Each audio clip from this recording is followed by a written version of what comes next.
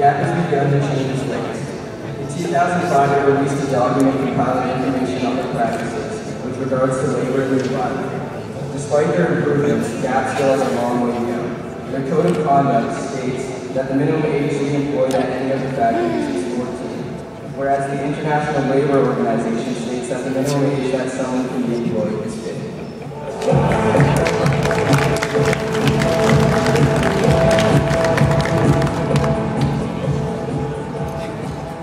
Up next, we have JOA and Richard, both raw and fair for Levi's jeans.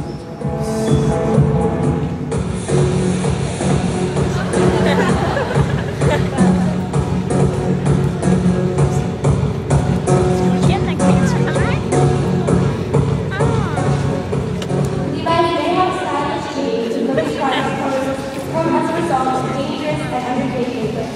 There have been several accounts of Levi's sweatshop employees in China suffering from a very serious, irreversible, and incurable lung disease called silicosis. This disease is the result of continuously breathing in harmful chemicals present in these sweatshops. Having full knowledge of these cases of illness, Levi's still continues to use these Chinese sweatshops to create their products.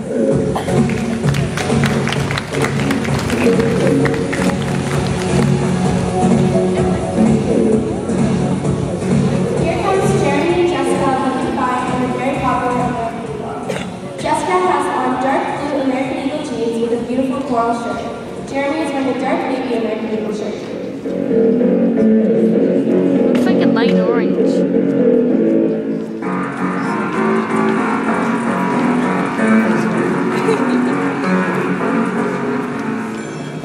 American Eagle Outfitters says it cares about workers. Its code of conduct requires contractors to respect the right of employees to form a team. Yet according to workers in Canada, workers at the warehouse contracted to ship American clothing across Canada face harassment and intimidation when they try to improve conditions by forming a union. Workers wanted a union because they face daily disrespect from management, could not move into permanent employment positions, didn't get paid raises for 3 years, and had no voice on the job.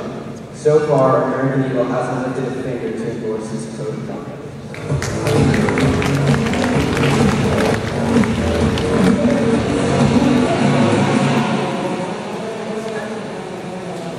Our next models, Haley and Marissa, are wearing the latest from local favorite Lululemon. Marissa is sporting a white leather sweater with signature black yoga pants, and Haley is wearing black Lululemons and a gray shirt.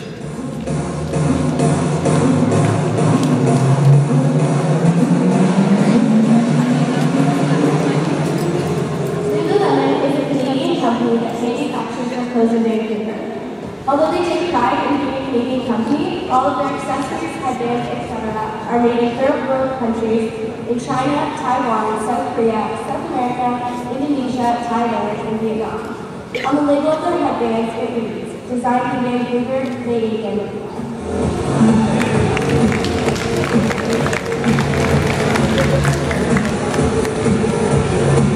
How long is this fashion show gonna take? Here we have Kendall and Texas, who are looking great in Converse sneakers. I don't think you can ever be out of style in a pair of those. Kendall is modeling a beautiful pink and green pair, while Hudson keeps it classy with a black one.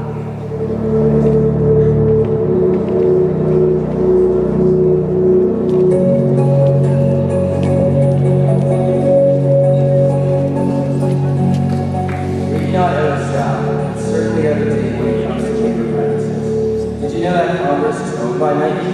And even though Nike has a code of conduct for its factories and releases annual CSR reports, it doesn't include its Converse or valid labels in any of its social responsibility programs. Tisk tisk.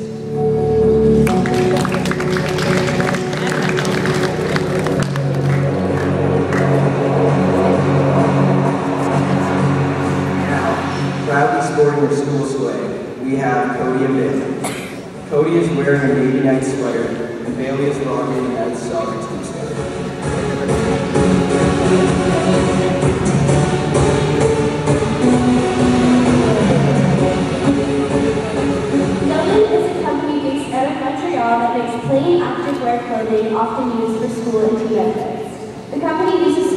in Honduras, Central America. There have been hundreds and hundreds of stories of workers being injured while on the job due to poor and dangerous working conditions, but the company has done nothing to change these factors. Also, Gildan pays these sweatshop employees so little that most women do not have enough money to feed and take care of their families.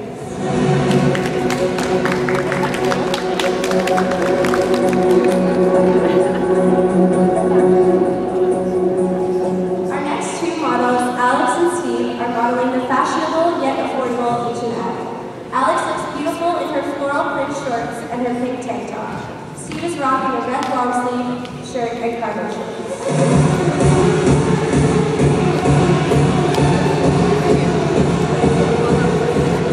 Although H&M states that they are completely ethical company, they are regarded as one of the least ethical.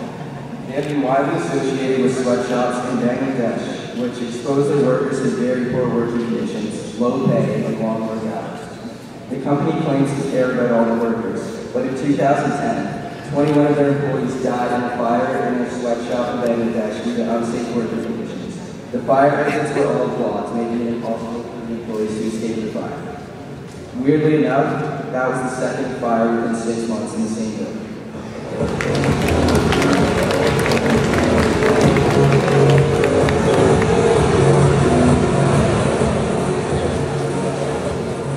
Now, we have Brandon and Jeremy in the very popular Abercrombie and Fitch. Brandon has on a white Abercrombie t-shirt and Jeremy has on pink. I'm just trying to record.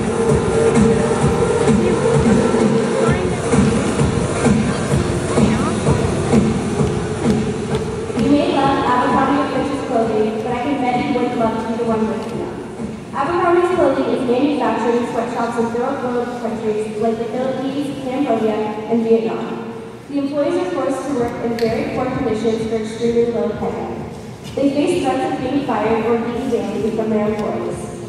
At one point, over 100 employees of a Philippine sweatshop sought to form a union to improve working conditions. Their employees reacted by putting all of them on forced leave.